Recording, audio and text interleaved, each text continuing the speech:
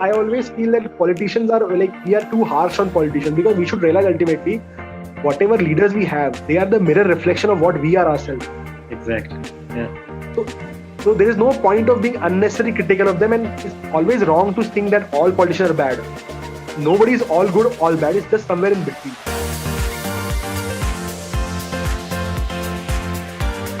Welcome back to expert tribe. UPSC का interview बहुत सारे लोग देते हैं, बहुत सारे लोग एस्पिरेंट्स हैं जो इसको क्लियर करके ऑफिसर बनना चाहते हैं।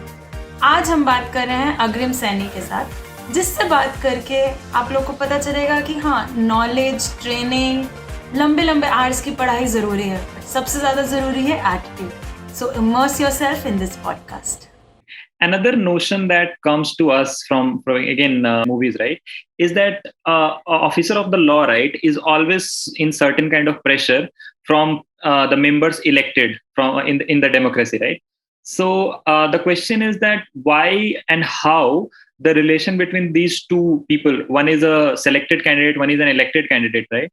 How do the relationship evolve in order to make policies which are certain superficial A or B, a certain satisfactory to the society, right? In both cases, how does the relation evolve between the two? Here, I would like to say that somehow we all have this habit of demonizing politicians a lot. Okay. So I would say that, see, there are good and bads everywhere, but politicians are very smart people, and whatever limited interaction I have had with them, you can learn a lot from politicians. Like, I have seen some politicians, I've personally interacted with them in Maharashtra. They know the people. They actually know the nerve of the people. They are, despite becoming MLA, MP, speaker, they are in very regular contact with each and every single person of the constituency. Like, I have seen politicians where any random person can just call them, and the politician will pick the call and will talk to. In fact, we bureaucrats have to learn this from politicians. Okay. So we always have this tendency to paint all politicians evil. That is not the case. Okay. Always remember, even politicians are looking for good bureaucrats. They also want work to be done. Some work should be done. So the relationship is like this. It should be of mutual respect. Like, I have seen, I used to call them sir. They used to call me sir. And you have to respect their position. See, ultimately, they are the one they are the one that has been elected by the people. So you have to respect that. You don't respect the person. You respect the chair he holds. Okay. Now the dynamics is like this. If you, more or less, if you want to do good work, if your intentions are good, and if you're respectful to people, politicians will support you. That is the case. More or less, they'll support you. You have to convince them. You have to, like, talk in their language. You have to convince them that how this work also helps the people. You have to find that balance. You can't be you can't be in that arrogant fashion that I am doing good for people, so why I need to explain to people. You have to explain. You have to talk in their language. Tell them why this should be done. And more or less, if you talk in terms of reason, they do understand reason. They are, in fact, they are very smarter than us. There's a reason they got elected. They got elected because they understand the people, and that is always, you have to just never be. Ultimately, it's a lot about how you behave. See, even if you're refusing to someone, you suppose there's something you can't do, which is against the law. There's again a way to say it. You have to talk respectfully, and ultimately, if your behavior is good, that ultimately, like, they accept no. But you can't be just arrogant of your power, of your position, and you can't be rude to people. Ultimately, it's all about good behavior. If you behave well, they'll also behave well. They'll know. They'll say that. They'll say jokingly कि हाँ आप ये काम कर नहीं पाए, but they will understand that you don't mean any disrespect. So that is how you have to be. You have to respect their position. And often we bureaucrats have this problem that we always start feeling very superior just because we have cleared an exam. That should not be the case. You have to work with them. Okay. That's when positive attitude comes in again, right? And when it comes to policy making, they always remember that if you are willing to do good work, even politicians want good work to be done. You have to just match with their frequency, talk to them in that way, discuss with them. And at the higher level, that is how policies are made. Bureaucrats, they'll design the policy and then they put forward to the ministers, to the PM, and then the honorable minister, the honorable PM will give their feedback. And ultimately, what they will say, that has to be done because their will is supposed to be the will of the people. But as a bureaucrat, your job is to always be professional and give them the right constitutional advice. And never be so personally attached to it. Very, very possible that whatever you think, you give they might not accept. So just move on with it. You did your job well, that's fine. Okay.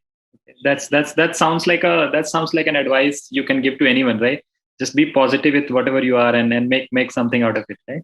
No, the reason I stress so much here, because I always feel that politicians are like, we are too harsh on politicians, because we should realize ultimately whatever leaders we have, they are the mirror reflection of what we are ourselves. Exactly. Yeah. So, so there is no point of being unnecessarily critical of them, and it's always wrong to think that all politicians are bad. Nobody is all good, all bad. It's just somewhere in between. Okay. That sounds like a very new way to look at things, especially the times that we live in, right? What you said about being harsh to politicians is something that has become kind of a fashion, where you are just Exactly. telling people that that guy is wrong and this guy is wrong, right? But that guy is a part of Ultimately, a member of your society. yeah. Yeah. It's just a reflection. We get the leader we deserve.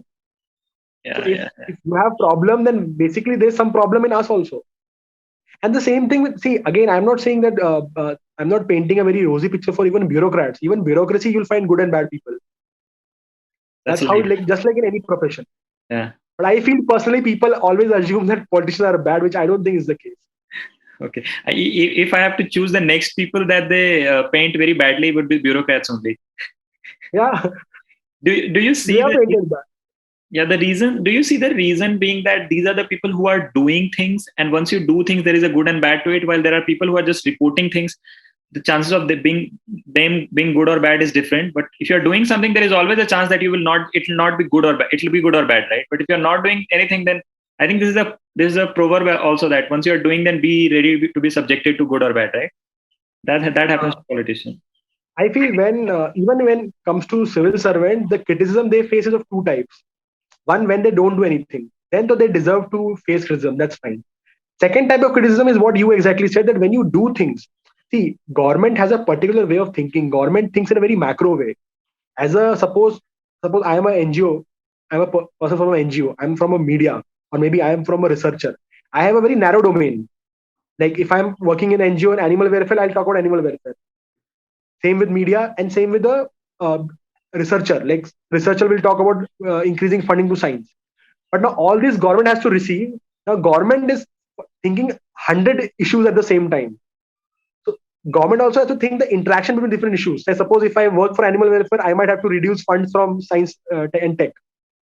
So naturally, the response that comes from government is the average of everything going around, and that's what dissatisfies people. So, but that is how it has been historically. People have always criticized the state. That's how it is, and that's how it should be.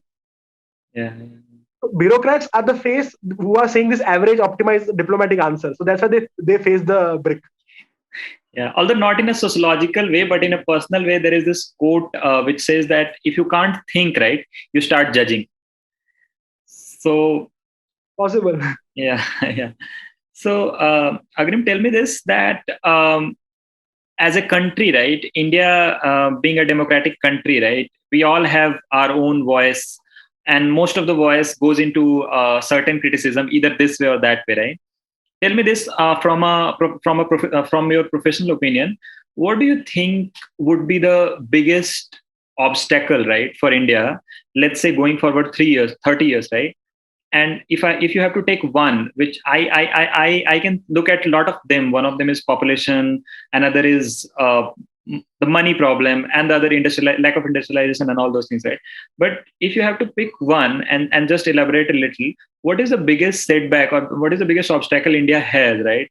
If it has to become a developed country, let's say in the next 30 years. If you're asking for long term, I would say like two things. One is education. We have to improve a lot on the education front, Okay. because Some people, everything you're saying that everything what you're saying, population. See, you want to control population, you have two ways: either you force people, or they themselves believe that they should control themselves. So the other thing is the education only ultimately. So ultimately, and we always have this demographic dividend. We have this huge population that is very young. But what is the point of this young population if they are not trained well, if they're not skilled well, if they're not educated? Then it becomes a burden. So because we are, this demographic dividend we keep saying has coming, is about to come, will also go in a while. So if we want to utilize that demographic potential, we need to invest in education. We need to, like, for if you see that ICER I feel is a very good example. Because what has ICER done? Like, at least now you know so many people who did their PhD postdocs in abroad and now they're in the country. They might be facing problem. I see a lot of researchers talking about their funding is getting delayed and all. But the fact itself, they've come back to the country itself is a small victory. So if you create such ecosystem, then again, what you are saying about this semiconductor manufacturing, this startups and all, these things should be promoted. And more than that, even at the basic education level, we need to stop thinking of like we should develop the vocational ecosystem also. Not everybody wants to. Not everybody in India can afford to go up to master's level. Some people would like to have some skilling done at the 8th, 9th, 10th class level, and then again they would do some job. So that way we have not explored in a very systematic way so far. So I would say when you talk about long term for a country like India, education is the best bet. We should focus on education. Yeah, please continue. The new policy I think is a step in right direction, but again it depends because education again how it is implemented, that's a big issue because the devil lies in the implementation. Ideas is very easy to come, but in such a big country like India, so many factors, so many angles, so many cross-cutting angles, so many diversity, population. The devil lies in the detail, like how you implement it. Okay, that's when UPSC comes in, right? People qualify for UPSC comes in, right? Yeah, that's what is expected, and that's what will let's hope it is done. Yeah. So tell me this. So this hypothesis that I have is that a country which is culturally very rooted, like India, right, unlike USA, which doesn't have that long history, right? So if you want to develop a country like this, right, you talked about education, right? The other kinds of challenges that you have to face is the thought process that has been there for thousands of years, right? For example, you talked about population, right? These are also thought processes that are coming from certain kind of cultural heritage, right? So if you have to channelize this, right, and then the bigger question that will be posed is this village versus city divide, right? So there are huge number of people who are not living in village, and there are huge number of people who are living in a very small part of the city, right?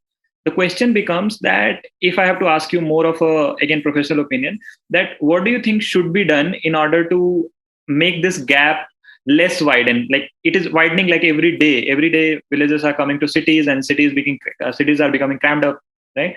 What is the middle ground there? Middle ground, I would say that we should start developing our villages as clusters. Okay. Like, what is the reason when you talk about people migrating from rural to urban area? There are push factors, there are pull factor. Like push factor means, like for example, the village doesn't have facilities for education, so that is pushing you away from that. Because when your children come in 9th and 10th, you are getting pushed because you can't make them study there. What is the pull factor? Like there are jobs being provided in the cities. So how do you solve it? That's where before I talked about that agriculture. Because now rural people, they are mostly doing agriculture, most of them. So what is the option how can you make them stay in that area? You make the agriculture remunerative. Second thing, you focus on things like food processing. Food processing is something that should be that the primary level is set up near fields only. So now you have some industries which is near the rural area. So then they don't have to travel so far. So basically, and then on the second front, you develop the health education infrastructure, which I feel now Corona crisis I'm sure that after this Corona crisis is over, I'm sure all the states will definitely focus more on education, more on health. So when you do this type of thing, you kind of stopping people from going. Now, second thing, in the cities also you have to improve because already a lot of people have come into the cities, and now there's a concept of urban poverty. And it is said that urban poverty is more dangerous than rural poverty because rural at least you had social linkages of people to help you out. But in urban setting, you're alone. You're poor and alone. So there is no social backing. So again, you have to develop the cities in such that there is more space, there is more social equity in that front. So basically, what I'm trying to say that currently you have big cities and then there's nothing around them. So you have to develop this tier 2, tier 3 cities. And you have to develop villages as clusters and give them some industrial basis, solve the agriculture crisis over there. So you will definitely stop people from going to cities. That should be our focus in that direction. Okay. There's already a lot of attention on cities, but we should focus on the rural areas. And when I talk about solving the agriculture crisis and industrialization, these are the areas where it should happen. Again, I'm not asking to set up very polluting industries or something, but industries that are linked to the agriculture, like food processing, packaging industries. Like suppose certain food products can be exported, so that basis can be set up in the villages, nearby villages, at least the primary processing. So those type of things we should for. Then the leather industry, because leather industry requires a lot of people, so it can absorb a lot of people from the rural areas. And handicrafts, these type of things, your khadi and all that. So these are very rural basic industries, and they can absorb a lot of people who are sitting as disguised employment in agriculture sector. Okay. Okay. So before I let you go, I have the last question for you. How much do you think internet becomes a leveler in all this, right? Because everything is now a little bit globalized in that sense. It doesn't have to be in a particular city or a particular village. How do you think internet plays in all this whole development, especially for third world countries, right? How does this play out? It's a enabler only, because now internet, the rates have become very cheap. So basically that's like, it's one thing. Like suppose for example, if you talk about UPSC only, earlier in 90s there was this set notion that if you want to clear UPSC you have to go to Delhi. Delhi was why? Because in the rest of the country there was no material available. Only material you could find, the physical books and whatever notes, was in Delhi. But now look at the condition. I myself, my parents stay in Silvassa. It's a small town. It's a union territory, Daman and Diu. My first 1.5 year I prepared from my home only. And there was not a single other UPSC aspirant there apart from me. The reason I had this confidence, because I knew the online sources. I knew that an academy, to some extent, Insights. I heavily relied on Insights IAS. They were providing me information, and then I could buy books. I had the internet. I could watch videos of this Rajya Sabha television and everything. So this itself, I'm saying now this you can apply to so many aspirants of the country and to so many exams. So because when you suppose you are from a very normal family and suppose you go to Delhi, forget about clearing exam or not. You start spending a lot of money of your parents. You have to take care of a basic lodging, food, 10 types of problem. So all that is cut off now. And I'll tell you one more thing. When I was preparing at home, I always had the emotional support of my parents. Like I remember every day after finishing my study, I should talk to 15 minutes to both of them. And to give you a lot of peace, because preparing UPSC, you're already very stressed out. So if you see, internet becomes a very huge advantage then. Because at max you'll be spending 1,000 rupees per month for internet, and you get so many tangible, intangible benefits. See, now this you can apply to online courses. You can apply this to all different courses. Like for example, imagine now Corona is happening. All my younger cousins and all, they are at least having some education because of online. Because that is possible. Even our training is happening these days. In fact, from tomorrow we have sessions from IIM Lucknow, because it's possible to do that, because it's like we have the online setup. So it's definitely a leveler, I would say. It's a huge advantage, provided again you know how to use it well. So for someone who is again living in a remote part of this country, right, and he wants to make use of internet, right? So again, so the strategy that people can use, right, is there are lectures and there are courses on YouTube and this and that, right? But the bigger question is how to make money, right? So that becomes what is a channel from someone who wants to make money, right? And from right now, where there is not very, I would say, very open opportunity for them, right? And I'm not asking you what exactly are the opportunities. I'm asking you what are the channels that can be made in order to. So just to give you an example, the interview that I am recording with you, right? The idea is to talk to people who have achieved certain heights in their life, and then go to these people who are living in tier 2, tier 3, or let's say a village, right? And then provide them this knowledge, right? And ensure enough that it ends up reaching to them, to give them a certain hope that it's not important where you are living. There might be certain constraints in your life that you can't go somewhere, right? We all can go somewhere until the degree of freedom kicks in, right? So that is one of the ideas. So my question to you is that what would be the channel that can be made in order to transfer this city-based knowledge, jobs, money to a village through internet?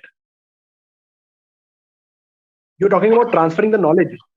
No, I mean, so for someone who is living in village, right? How does he ends up making some money using internet? What are the channels that can be made from a city level knowledge, right? For example, in Bombay. Yeah, please. One thing I could be like, internet gives everyone a way to express themselves, like some talent they have, certain things. So that is one angle. or like suppose you are good in cooking, you can open a cooking channel. That is one thing. Second thing, it's like in an indirect fashion, like you can read something, do something, and then that helps you somewhere. So that indirectly also you have not like you have earned, but you have not earned after going to the city. So that is like a negative contribution. Like it's not fall in the kitty of the city, being in city. That is like a very indirect way, but even that can be done. But mostly it's about this only that for example, one more thing, internet has become very, very important in telling people about mutual funds, savings and all. So suppose earlier, I remember in 90s and all, my father used to consult a broker. But now you have so many videos about financial planning. You have so many videos about how to safely invest. If suppose you provide all this information, you just tell the people that this information exists on internet. Now, whatever limited savings they have, they can themselves multiply it just by sitting at home. So knowledge about everything, you mean? Yeah. See, it's like you give knowledge about everything. The problem in the what I feel is that people don't even know that things exist. Even has happened with me also. Like there are certain things I didn't know. And there's a very nice fellowship called LAMP. LAMP fellowship is by PRS, and you get to work with a member of parliament. But the age limit is 24. When I was 25, I realized such a thing exists. That thing is blocked for me now. And how did you come to know about this? Somewhere I heard some friend or some random Google something I was doing during UPSC preparation. Okay. And this is something I would have loved, because 9-10 months you get such a nice exposure working with an MP. So what I'm trying to say, this not knowing is something opportunity lost. So the job of internet is to, or people who are in this transition or who want to do this thing, is your job is to tell people what exists, and let's that hope that suppose you tell this to 100 people, even one or two get something positive out of it, then your job is done. Great. One thing that my experience of talking to you for last 1 hour has been that there seems to be a lot of, what do you say, a spark in whatever you are saying. Was it there even before you started preparing, or has it come through the churning of this journey last few years? I would say this whatever you're calling this spark, I think it was there in ICER also. What has happened now is that during ICER it was spark without much knowledge. Okay. What has happened now, like this is the beauty of UPSC. Like even if you fail in UPSC, you read so much that you get a very balanced opinion. Everything you become very balanced. You stop getting extreme opinions because you have read so much that you know both the sides. So now whatever you're calling this spark is slightly, I would say not a lot, but slightly substantiated with some knowledge. ICER was very raw. Okay. What it should be in college, right? The rawness takes you to a lot of places. Yeah. So yeah, thank you, Agrim. I can't thank you enough for this. I hope that whatever you talked becomes beneficial to at least one person who listens to this, right? And please tell us if you have any final words for people of any age, culture, demography, right? To do something more positive in their life. If you want to say something. Firstly, I would just say that good things come when you take a calculated risk. You should not be afraid to take calculated risk. Like when ICER, if you know the environment of ICER, like all of my batch was preparing for PhD. And when you're in ICER, you can get a decent PhD. Yeah. At that time, I and there were 2-3 more. Like one of my roommate, Abhinav Sani, he was preparing for MBA. We both were roommates. So like an odd one out. At one room that is not going for PhD. So that time I used to think that whole ICER is preparing for PhD and this is something even I can get. Now why I'm going in the opposite direction. So there is a concept of this, you take risk-based, calculated risk. And I feel if you want to achieve something out of the ordinary, you should take certain risk. I'm not saying go for blank risk or like the calculated risk. So that is there. And one more thing, this age of, I would say, try to take your risk from 22 to 25. That is the best time. You can fail. Even if you can succeed, then it's good. Even if you fail, you'll have ample time to do something else. Once you cross this 26, 27, it becomes very, very difficult.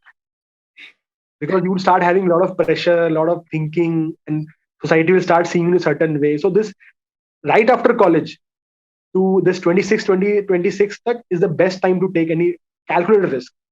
So that is like, and I would say that have faith in yourself, be confident, and like do a lot of introspection. Ask yourself, keep asking those same questions again and again, because the more you talk to yourself, the more you get clarity, because you are never fooling yourself.